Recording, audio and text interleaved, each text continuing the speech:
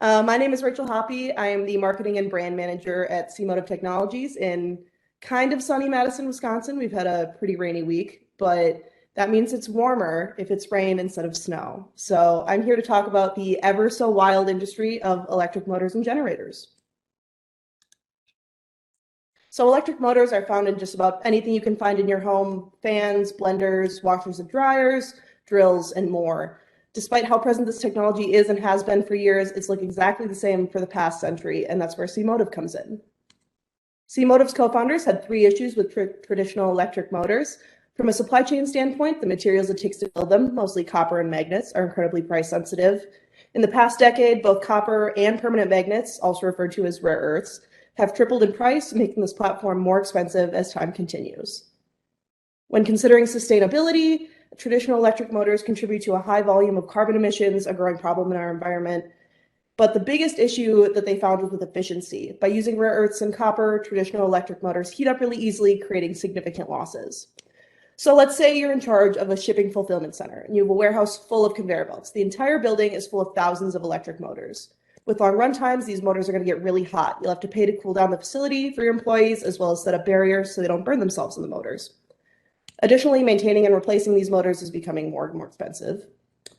So we designed an electrostatic motor that performs with 95% efficiency at peak torque. This efficiency leads to direct electricity savings because you're using less electricity to perform whatever sort of motion your application needs, adding up to $1,000 in annual savings per kilowatt electricity use. The machine also contributes to a carbon emission savings with the use of more sustainable materials, which I'll get to in a minute. This technology performs up to 10 times the specific torque of traditional motors, making it best suited for high torque and low speed platforms.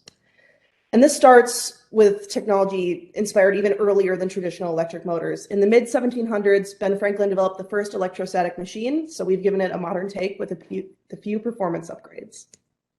The inside of the motor contains discs or plates made out of printed circuit boards. These make up the rotor and stator of the machine. I actually have some of them right here.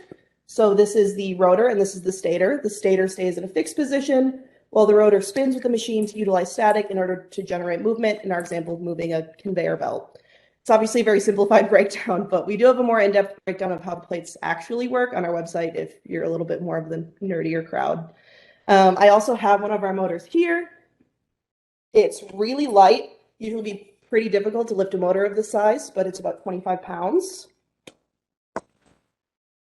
Another element to our design is the dielectric fluid that fills the motor, which increases the electrical coupling between the rotor and stator, therefore increasing the amount of voltage our motor can withstand. Don't worry if it's a little dense because I'm learning here too. I am not an engineer.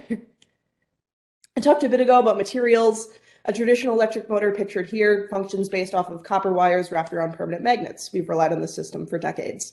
There's an equivalent to 626 times the weight of the Eiffel Tower in copper installed in electric motors worldwide, and 38 Eiffel Towers worth of permanent magnets.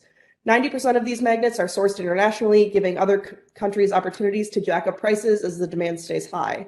Additionally, as these materials are incredibly costly to mine, process, and even recycle, especially when taking carbon emissions into consideration. C-Motive's total addressable market reaches $50 billion with huge markets like e-mobility and renewable generation or wind turbines. Our serviceable available market is $15 billion, including large industrial applications like robotics and machinery. Our current serviceable obtainable market is around $5 billion with current focuses on conveyor belts and industrial fans. Our initial target customers are companies with industrial applications where energy efficiency and supply chain security are near-term goals. And our business model is focused towards IP licensing, just with plans to sell our motor designs to motor manufacturers. And this is thanks to a large library of patents owned by C-Motive. As for competition, our machine exceeds the status quo in energy efficiency, supply chain, and torque density. Our motor still contains traces of copper, but nowhere near the amount of the traditional design relies on, making it lighter and less sensitive to price changes. Our motor contains no permanent magnets, and not all electric motors do. Some of them just have copper, but all of them contain significant weights of copper. And for recent accomplishments, we recently received memorandums of understanding from leading multinational motor manufacturers, demonstrated world record power from an electrostatic motor at a third-party test facility, and added to our team, growing from 9 employees to 16 in the span of a year. What I think makes C-Motive stand out the most is the information that we have. So I talked a little bit about patents earlier. We have more than 20 patents in progress 15 owned patents and applications, and 12 exclusively licensed patents. Out of our team of 16, 9 people have advanced degrees ranging anywhere from synthetic chemistry to electrical engineering. We even have an electrochemist, which I didn't know that you could become an expert in, but I think it's really cool. And a majority of those PhDs were earned developing the technology for C-Motive. As far as specific team members, we have our CEO, Matt, a 6-time clean tech startup veteran with product management expertise, bringing multiple energy storage products from lab to market. With his experience, he's definitely an asset to the team by knowing what works and doesn't work in a startup dynamic. Then we have Justin, C-Motive's president and CTO. He's one of our co-founders. He has a PhD in electrical engineering and power electronics. He's also a subject matter expert in multi-level power converters and electromechanical power conversion, which if you're someone like me that has no experience in any of that, he is basically a wizard. And then Dan Ludis, our CSO and C-Motive's second co-founder. He has a PhD in electrical engineering, and he's a professor of electrical and computer engineering at the University of Wisconsin, which is also my alma mater, as well as a Wisconsin Electric Machines and Power Electronics Consortium faculty member. Say that 3 times fast because I will not. And here's my contact information as well as C-Motive's LinkedIn and website in case you'd like to be in touch for any more information. That up for a second.